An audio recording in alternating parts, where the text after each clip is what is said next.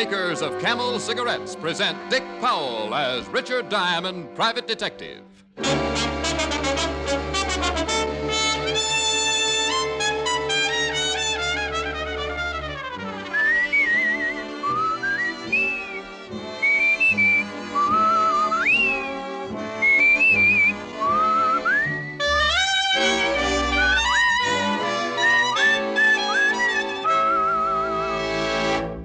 How will camels get along with your throat? Listen. In a coast-to-coast test, hundreds of people with normal throats smoked only Camels for 30 days. Noted throat specialists made weekly throat examinations of those smokers and reported not one single case of throat irritation due to smoking Camels. Make your own 30-day Camel test. Smoke only Camels for the next 30 days. You'll see how well Camels agree with your throat, pack after pack, week after week.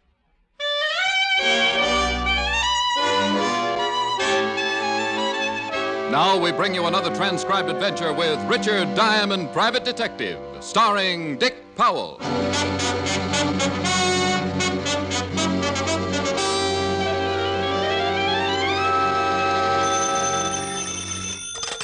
Diamond Detective Agency, you spent the dime, you named the crime. Oh, no. Hi, Helen. Hi. Rick, what kind of a slogan is that? You spent the dime, you named the crime. Well, it only applies to people calling from phone booths, dear. Well, I'm not calling from a phone booth. Then you have no right to judge the merits of my slogan. This is logic? Dear, you worry about your millions and I'll worry about my slogans. How is your bulging little bank account these days? Healthy, which is more than I am. I have a cold. Why, you poor kid. Cheer up, I'll let you take me to dinner tonight. That should make you feel better. Yeah, maybe. But, I seem to remember a past generation where the men took the women to dinner. I suppose you never heard of that arrangement. No, but it does sound novel. Shall we try it? Love to. Good. I have 2 cents in my pocket. Meet me in front of the corner drugstore and I'll blow you to a stick of gum. Oh, Rick. On second thought, we'll split a stick of gum and save the other penny for entertainment. All right. I'll take you to dinner. Well, if you insist. I'll meet you and your wallet at 7, dear. Bring your own cough drops. We'll have a... Wow. I do believe a living creature has wandered into my emporium. Client? I think I put it more elegantly, but why quibble? See you at 7. Bye. Bye. Diamond? That's right. I'm Eddie Burke. Glad to know you, Mr. Burke. Eddie Burke. That's me. You said that before. Well? Well, what? Diamond, you know why I'm here. Don't stall. Sorry, pal, but I can't seem to remember who you are or why you're here. Should I? What is this, a game? Just hand over the package. You've been paid. I have? Well, that's news to my bank account. Now, Diamond, don't get smart with me. Where's the package? Now, take it easy, Burke. Let's get something straight. If you'd like to hire me and pay $100 a day, then I'll humor you and pretend to know what you're talking about. I have loads of screwy clients. But if you expect me to listen to your wild talk for free, start walking. I don't think I like this. Well, that's tough. No, I don't think I like this at all. Well, Oh. Well, I'm not sure I like that gun either. Then we're even. And now no more stalling. Hand me the package. All right. Only first you tell me where I find it. Okay, so you play it cozy. You plan to cash in on it yourself, huh? Burke, either this is someone's idea of a bad joke or you're a pretty mixed-up guy. What makes you think I should have a package that belongs to you? Casey got scared. Casey? Yeah, she decided the package would be safer with a private cop. She says she paid you $1,000 to keep it till I came for it. Well, all I can say is that Casey should never go near a lie detector. I never heard of her. Or you or your package. So put that gun back in your pocket and beat it, huh? You're pretty cool, Diamond. Only Casey don't lie. You open the package. You know what it's worth. Pal, you're so Stand up. Oh. Up, Diamond. Oh, suit yourself. Diamond, I'm not going to kill you unless I have to. Glad to hear it. Now, suppose you... Don't talk big. You'll be seeing me again real soon, only next time I contact you, you won't get off so easy. When you come to, if you're smart, you'll get that package and have it waiting for me. Now, keep your hands up. Hi. Burke, you're making a big...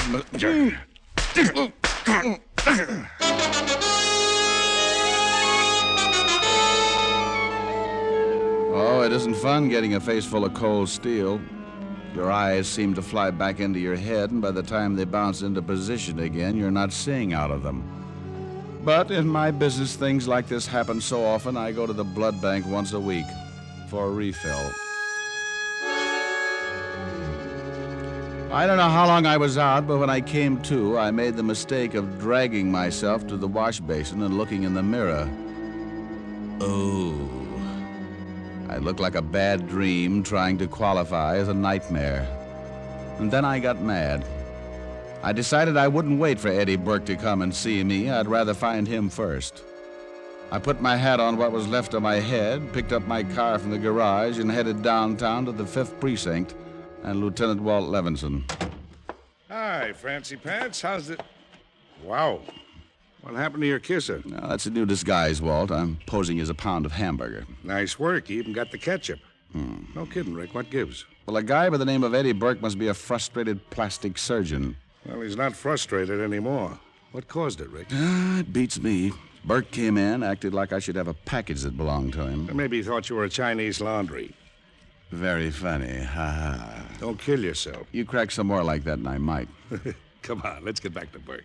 Well, I didn't know what package he was talking about and told him so. He thought I was lying and went to work on my face. Well, cheer up. It's an improvement.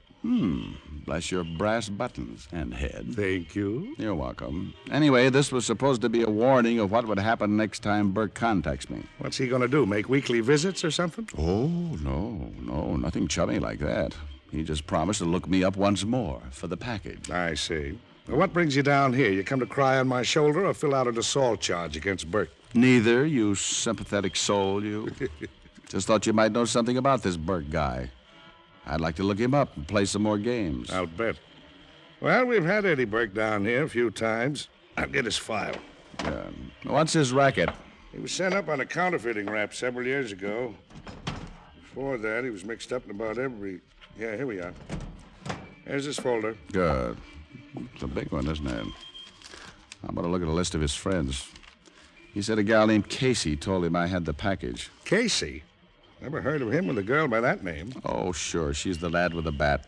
What bat? The one she struck out with. Struck out? What are you talking about? You remember Casey at the bat? Yeah, but that was a man. That... Oh, dear, look at the file. The only name you'll find connected with Burke is Manny Warren. Manny Warren? Oh. When was Manny mixed up with Burke? On that counterfeiting rap. They couldn't prove anything against Manny, so we let him go. You think he might know where Burke is now? It's hard to say. Manny's been running a big garage over on 71st. The address is there in the folder. Yeah. Well, that seems to be the only lead. Here.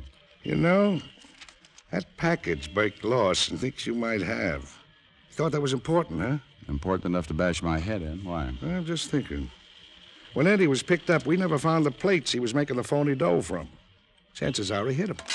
You think the plates might be in the package? Could be. Only I still can't figure out why this Casey dame would say she gave them to you. Well, neither can I, Fatty. But I'll try and find out. See you later. I drove across town and located Manny Warren's big garage. From the looks of the place, Manny had come a long way from his counterfeiting days with Eddie Burke. There were several trucks inside, but just one man, a beefy-looking character pounding out a dent in one of the truck fenders. I walked over to him. Say, buddy. Hey. Hey. Huh?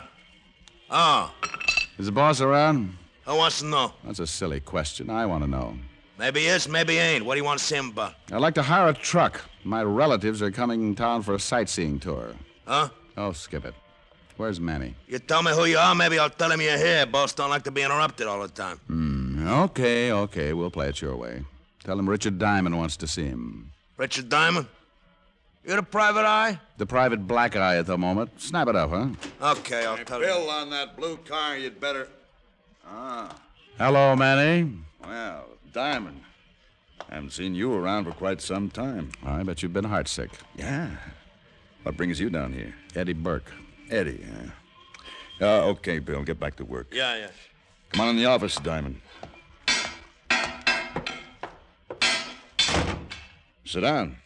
I'm not tired. About Eddie. What about him? You seen him lately? Or what I want with a punk like Eddie. You were pals once. I'm glad you said once, Diamond. That was 7 years ago. I run a legitimate business now. So it seems. You must have made plenty off that counterfeit money to start a place like this, Manny. Yeah, just watch yourself, Diamond. They proved Eddie was mixed up in the queer money, not me. Yeah, let's skip the small talk. You know of any place Eddie might be staying? As like I say, it's been a long time since I knew Eddie. He had a girl back then, though. Maybe he still runs around with her. Was her name Casey by any chance? Yeah, that was it. Nancy Casey. She might be listed in the phone book. She might be. I'll take a look anyway. I'm sorry that's all the help I can give you, Shamus. You look it. Yeah, don't I? I'll drop around again sometime, though. Always glad to see a familiar face. I left Manny's garage and headed for a phone booth. In the book, I found a listing for a Miss Nancy Casey. The address turned out to be a rundown apartment building on the west side. But there was nothing rundown about the girl who answered my knock. She stood in the doorway with her head tilted as if to say, "What can I do for you?" Only the hard look in her eyes seemed to say, "Don't get ideas, bud." And her mouth, all it said was, "Well?" "Are you Nancy Casey?" Nancy's out. I'm a roommate. Do you expect her back soon? Yeah, she shouldn't be long. Who are you? Well, just a friend of hers. Mind if I come in and wait? I guess not. Oh, thanks. I was just making some coffee. Well, smells good. Sit down, I'll get you a cup. Cream and sugar? Oh, yes, thank you. Tell me, do you, know many of Nancy's friends? A few. Why? Well, Nancy and I have a mutual friend. I'd like to get in touch with him. Oh. Here's your coffee. Thanks. The friend's name is Eddie Burke. Oh, yeah. I heard Nancy speak of him. Your coffee all right? Huh? Yeah, fine. Yeah, Nancy talks about this Burke guy a lot. You ever come up to see her? Oh, once or twice. I was always out, though. Nancy should have been here before this. You have a date with her? Oh, not exactly. She goes out with a lot of guys. Me, I like to stay home. Read a lot. Well, to each his own. Do you read a lot? Only bubble gum wrappers. I read heavy stuff. Historical novels. Good for you. You want some more coffee? No, that's plenty. Sort of hot in here, isn't it? Is it? Yeah. Real hot. It'll get hotter, Mr. Diamond. Diamond? How did you know my name? Oh, your picture's been in the paper. Like I say, I read a lot. You getting tired? Yeah, Oh, no. Oh, yes. The coffee. Shouldn't take long. You dropped your cup, Mr. Diamond. Oh, you shouldn't try and get up. That drug takes effect fast. You just tire yourself. You Casey? That's right, I'm Nancy Casey. Find it hard to stay on your feet, Diamond? My head, You what? You can't even stand straight. The big, strong detective.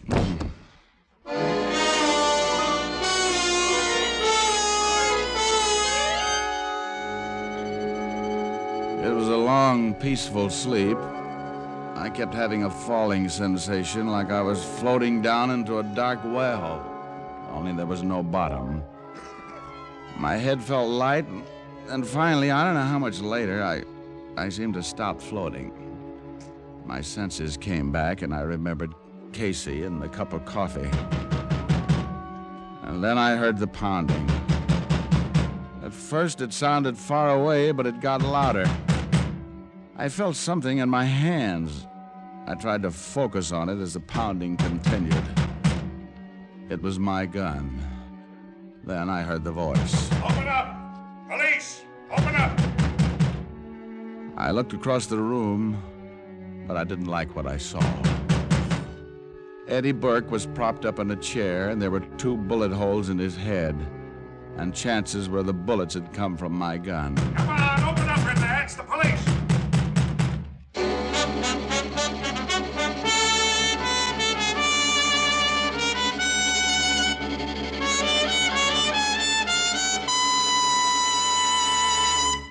Before we continue with Richard Diamond, here are a few words about smoking enjoyment. Try the one sensible test of cigarette mildness. Try the 30-day Camel test. Smoke only Camels for 30 days. Enjoy Camel's rich, full flavor, pack after pack. Through steady smoking, the only sensible way to judge a cigarette.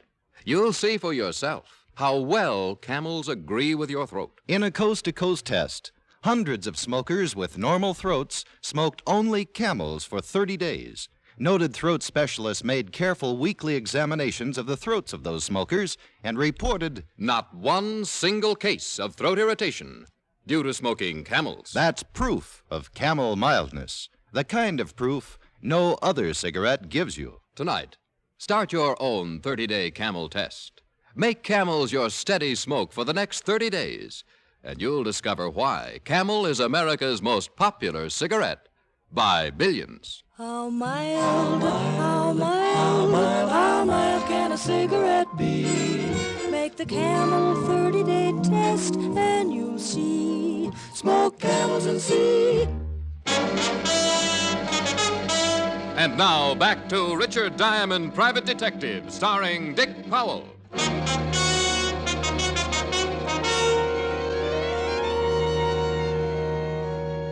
I opened the door of Nancy Casey's apartment and admitted Lieutenant Walt Levinson homicide. And he had good reason to be there, for Eddie Burke was certainly a case for homicide.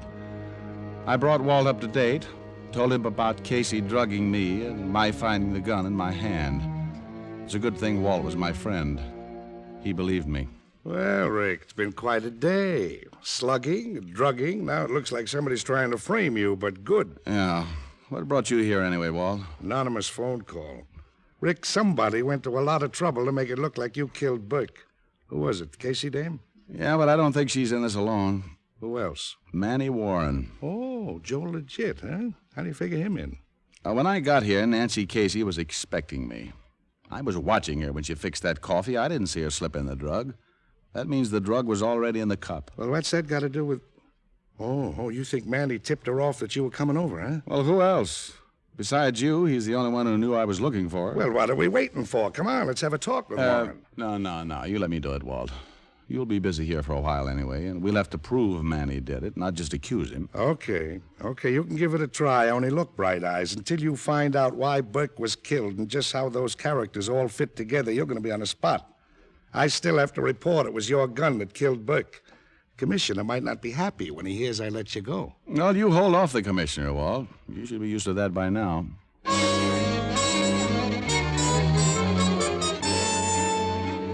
I left the apartment and drove across town back to Manny Warren's garage. But I still couldn't figure the tie-in. Nancy Casey had lied to Burke, told him I had the package he was looking for. Then she drugs me and Burke is killed. And somewhere in this mess, Manny Warren was involved. But how? I quit thinking about that as I parked in front of the garage and went inside. Bill, the beefy character, was still the only man around. You back again? Well, either I am or you've got bad eyes. Tell Manny I want to see him. He ain't here. Besides, it's closing time. Beat it. Now, look, pal, don't make with the runaround. Where's Manny? I said he ain't here. You got no right coming in here after closing time. I got half a mind to throw you out. You try it, and I'll scatter your half mind all over this floor. Why, you... Now, where's Manny Warren? Let go. Let go of me. You're choking me. Manny ain't here, I tell you. Maybe he's home. Where's home? I don't know. Now, where's home? I don't know, I tell you. Maybe that's him now. Okay. Enter the office and answer it. And if it is Manny, ask him where he is. And don't try anything, or I'll make you look like I feel. Manny ain't gonna like it. Oh, shut up. Just answer that phone and hold the receiver up so I can hear, too. Hello? Bill, this is Casey. Is Manny there? No, he ain't. Well, I'll try his home then. If he should come in, though, tell him I found a place I'll be staying in for a while. I'm registered at the Carter Hotel as Nancy Collins. You got that? Yeah, I got it. Well, that's as good as Manny's address. Come on, Bill. Where you think you're taking me? To that closet over there. That'll keep you out of the way temporarily. Oh, no, you don't. Oh. I dragged Bill into the closet, locked it, and then headed for the Carter Hotel. Nancy Casey could clear up a lot of questions, and I was in a good mood to play quizmaster. She was in room 312, and I took the elevator to the 3rd floor. Then I reached her room, but before I could knock, I tried the door. It was locked. I threw my weight against it. I tried again, and the door flew open. No, it was quite a sight. Nancy Casey was writhing on the floor with a knife in her back. There was an open window, and climbing out of it onto the fire escape was Manny Warren. I scrambled after him. I was too close, and Manny knew it. He didn't try and run. Instead, he aimed a kick at my face as I climbed onto the fire escape. Diamond, I'll kill you. I'll kill you. Diamond, Manny Warren took a long trip down. I went back into the room. Nancy Casey was in a bad way, and I phoned for an ambulance. Oh, it hurts, Diamond. It hurts. Take it easy, honey. Tried to kill me, too. I hadn't expected that. Why, Casey? What's it all about? Plates. Those counterfeit plates. All this over some stinking plates. The package Eddie Burke thought I had? Yeah. Eddie left it with me for safekeeping. I turned him over to Manny. He told me we'd clean up and leave town by the time Eddie got out. Only we didn't. Eddie came to me and wanted the plates. So you lied and said you'd give them to me. I needed time. I needed time to talk to Manny. He decided how to get rid of Eddie. When you came along, he told me to drug you. He'd handle the rest. Then I came here. I phoned him at home, told him where I was. He didn't waste any time getting here. Oh, those stinking plates. They meant more to him than I did. Manny didn't trust me. This way nobody knew about the plates but him. He didn't trust me. Well, in his business, you don't trust anyone. Now, I better keep quiet and lie still. No, I gotta talk. Talking keeps my mind off the pain. Talk to me, Diamond. Talk. All right, Nancy, I'll talk to you. You swim, Diamond? I used to like swimming. It's a lot of fun. Yeah, it's fun. Hurts. Lie still. Pain. I never could stand pain.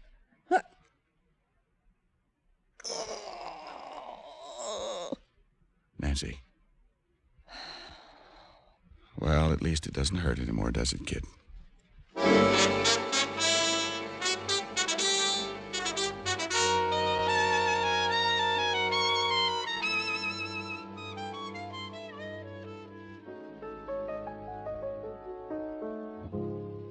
Rick. Yes, Helen, dear? You sure I can't get something to help your face? Not unless you have an old gas mask handy. You poor boy, I can't stand to see you all beaten up like this. You can't stand it.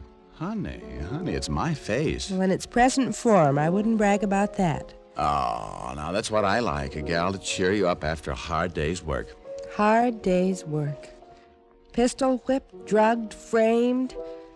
What a business, and what do you get out of it? Oh, 100 a day and a very high mercurochrome belt. Oh, I'm serious, Rick. Other men lead pleasant, quiet lives. They have nice jobs, nice homes, nice wives. Ho. I knew this conversation was leading somewhere. Well, while we're on the subject... I'm not safe. Dear, I want you to hear the nicest song. Oh, no. I'll sing it just for you. I might as well give up. With my cold, you can sing louder than I can talk. Oh, saved by the skin of my vocal cords. Just wait until one day you have laryngitis, coward. How much do I love you? I'll tell you no lie. How deep is the ocean? How high is the sky? How many times a day do I think of you? How many roses I sprinkle with dew? How far would I travel to be where you are? How far is the journey from here to a star? And if I ever lost you, how much would I cry? How deep is the ocean? How high is the sky? Oh, very nice. Well, thank you, dear. Only somehow that sweet song doesn't go with that battered face of yours. No? It's like Frankenstein whistling Mother McCree. Oh, clever, clever. You know, I could take my bruises and leave. Why don't you just snap off the lamp and then I won't notice them? Helen, at times you are endowed with genius. Come here. And have you catch my cold? Not in your life. Oh, then let's turn the lights back on, dear. I can't stand to see all this darkness going to waste.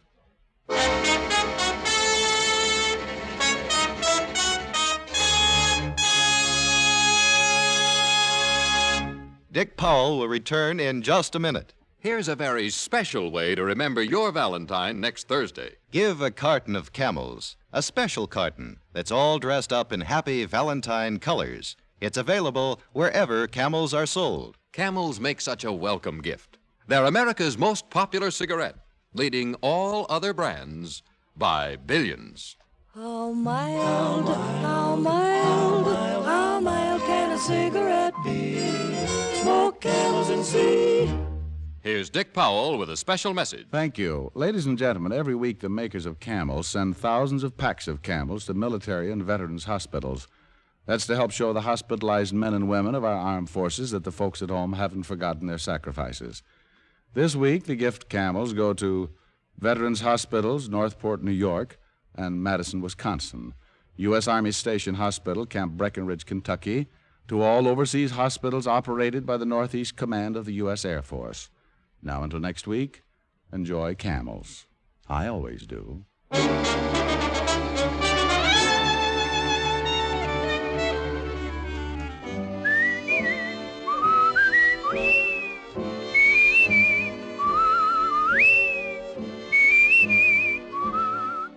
Tonight's adventure of Richard Diamond was written by Dick Carr with music by Frank Worth. Virginia Gregg was heard as Helen Asher and Alan Reed as Lieutenant Walt Levinson. Others in the cast were Bill Conrad, Jeanette Nolan, and John Daner. Richard Diamond, Private Detective, is transcribed in Hollywood by Jaime Del Valle. Be sure to listen to another great Camel show, Vaughn Monroe and the Camel Caravan, every Saturday night. Want to know why you should pack your pipe with PA? The bite is out and the pleasure's in when you smoke Prince Albert. It's specially treated not to bite your tongue. The bite is out and the pleasure's in. So, if you smoke a pipe and want the fine flavor of choice tobacco with rich, natural tobacco fragrance, pack your pipe with Prince Albert, the national joy smoke.